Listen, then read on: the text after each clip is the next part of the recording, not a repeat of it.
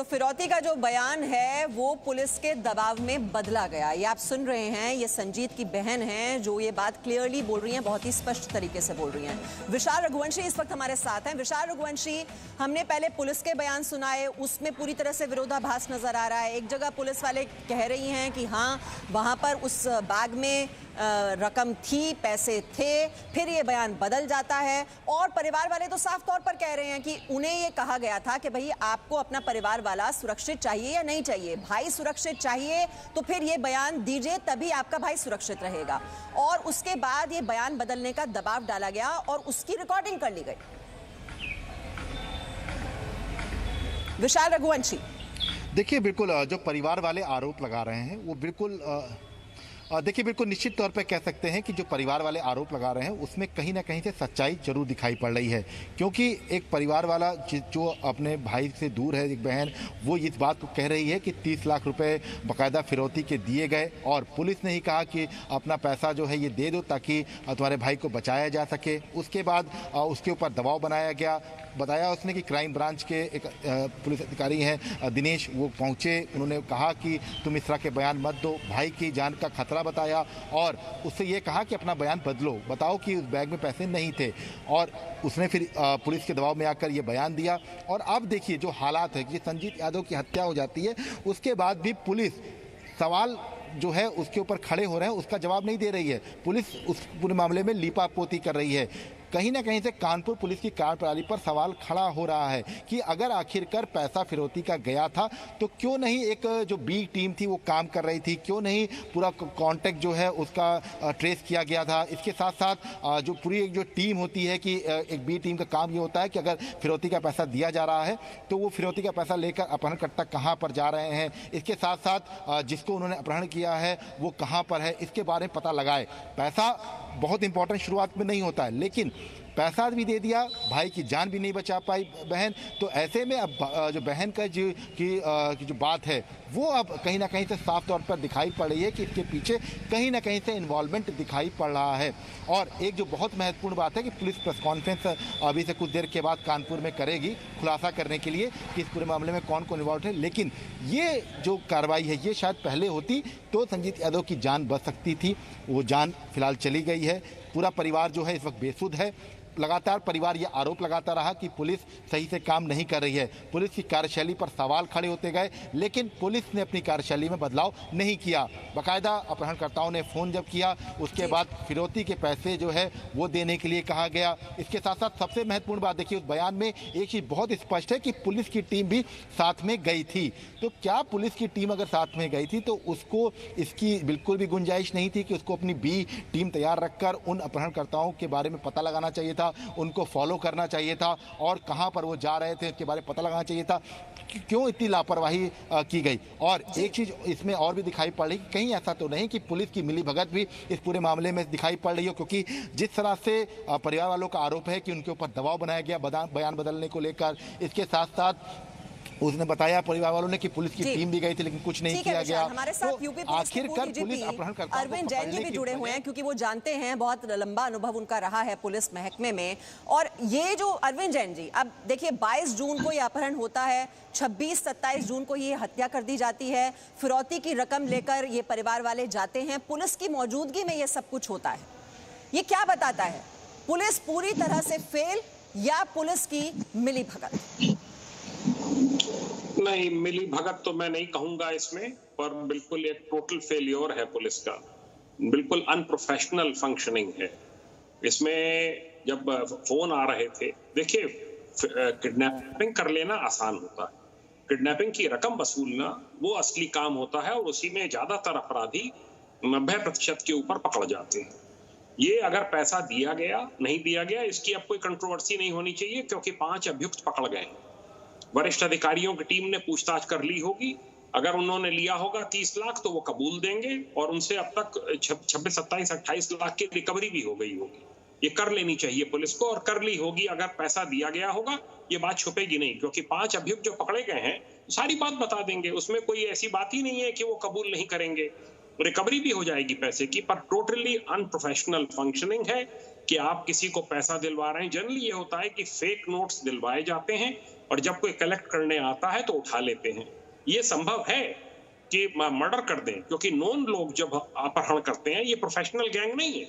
या professional gang कभी भी मर्डर नहीं करता, वो छोड़ देता है पैसा लेकर, फिरौती लेकर। ये अनप्रोफेशनल लोग हैं, इन्होंने सोचा पैसा वसूलेंगे और अपना हो सकता है उसके पहले ही हत्या कर दी हो। ये बहुत से केसेस हुए हैं, क्योंकि वो नॉन लोग हैं, वो छोड़ेंगे नहीं इसको, क्योंकि वो तो फिर गवाही देगा। वही तो हुआ है ना, 26-27 को हत्या कर दी गई, ये बात सामने आ चुकी है। ये जो फिरौती मांगने की जो ये पूरे कॉल्स जा रहे थे, ये तो बाद में चलते रहे और फिरौती की रकम तो बाद में दी गई।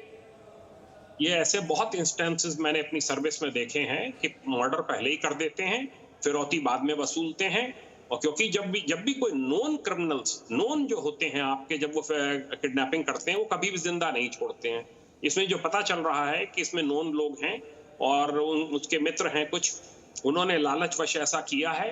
अवश्य ही फिरौती की रकम वसूली होगी, और वसूली होगी, साफ खुलासा हो जाएगा। जो 5 अभियुक्त पकड़े जाएंगे वो सब कबूल देंगे किस प्रकार से प्लानिंग की गई, क्या किया गया, पैसा किस किस को कितना बटा, और सबकी रिकवरी भी कर लेनी चाहिए।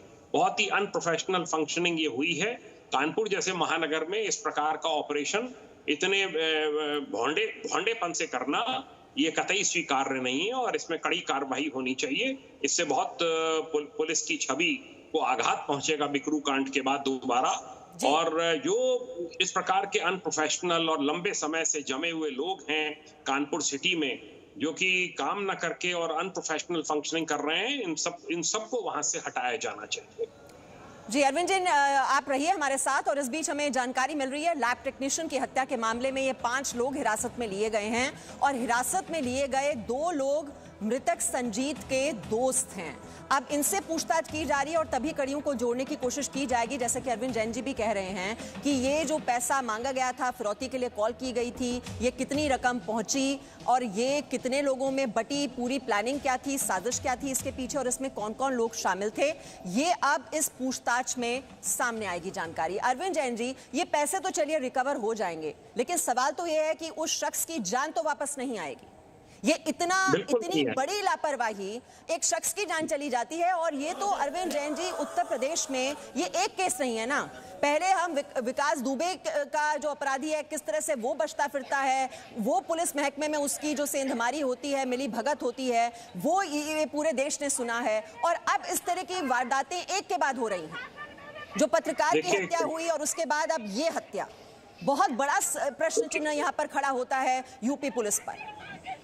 देखिए, जो हमारा आईपीसी का अपराध है 364A, किडनैपिंग फॉर रैंसम, इससे बड़े अपराध बहुत कम माने जाते हैं। और जब भी इस प्रकार का कोई अपराध जिले में घटित होता है तो उसमें सारे अधिकारी, वरिष्ठतम अधिकारी से लेकर नीचे तक, सब उसमें इन्वॉल्व होते हैं।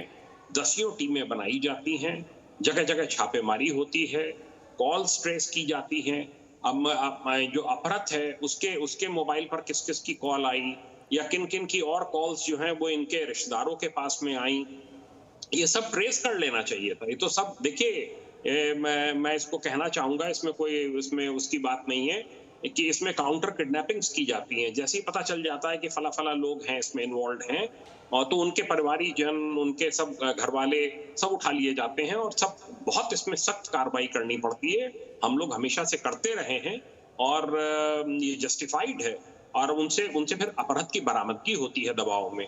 और अगर नॉन लोगों ने की है, ये तय है अनप्रोफेशनल गैंग है। ये बिल्कुल अनप्रोफेशनल गैंग है। इसने पहले कभी किडनैपिंग नहीं की होगी, इन्होंने प्लानिंग की होगी। इसने संजीत यादव ने कभी कह दिया होगा पैसे ऐसे के बारे में, कुछ उनको ऐसा हिंट मिला होगा कि इसके पास में कुछ पैसा है, तो उन्होंने ये किया है। हो सकता है इन्होंने किडनैपिंग के बाद ही उसकी हत्या, जैसा आ रहा है कि 26-27 में ही मार दिया था।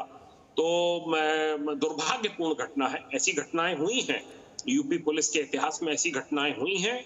अब इसमें बहुत बड़ा एक आघात है कानपुर पुलिस के लिए, बर्रा पुलिस के लिए।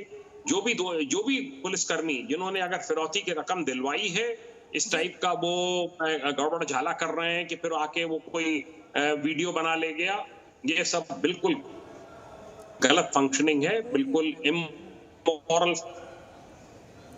फंक्शनिंग है। ऐसे लोग होनी चाहिए। और अब तो जो भी इसमें आप कह रहे थे कि गैंग अनप्रोफेशनल था, लेकिन यहाँ सवाल ये है कि पुलिस को तो प्रोफेशनल होना चाहिए। अब 1 महीना होने को आया और उसके बाद भी पुलिस अगर यही सुराग नहीं लगा पाती कि एक शख्स की हत्या कर दी गई, उसका अपहरण हो गया, फिरौती की रकम दी जाती है पुलिस की मौजूदगी में ही। और देखिए ये जो 26 जून को जो FIR दर्ज की गई थी, उसके बाद प्रार्थना पत्र भी भेजा गया कि पुलिस कोई कार्रवाई नहीं कर रही है। यहाँ तक कि SSP को और IG रेंज को भी शिकायत की गई थी, यानी कि इतने ऊपरी स्तर पर यह बात पहुंची थी, लेकिन फिर भी कार्यप्रणाली में कोई बदलाव यूपी पुलिस के नहीं आया। और यह बहुत ही बड़ा प्रश्न चिन्ह यहां पर लगता है पुलिस की कार्यप्रणाली पर, जिसकी लापरवाही की वजह से एक शख्स की मौत हो जाती है। अरविंद जैन जी हमारे साथ थे और साथ ही साथ विशाल रघुवंशी हमें जानकारी दे रहे थे, विशाल पांडे हमारे साथ थे। लगातार इस बड़ी खबर पर हम बने हुए हैं और भी बड़ी बड़ी खबरें आप तक पहुंचाएंगे। एक छोटा सा ब्रेक यहां पर ले रहे हैं, फौरन लौटेंगे। Presenting V News app, available on Google Play and App Store. Download it now.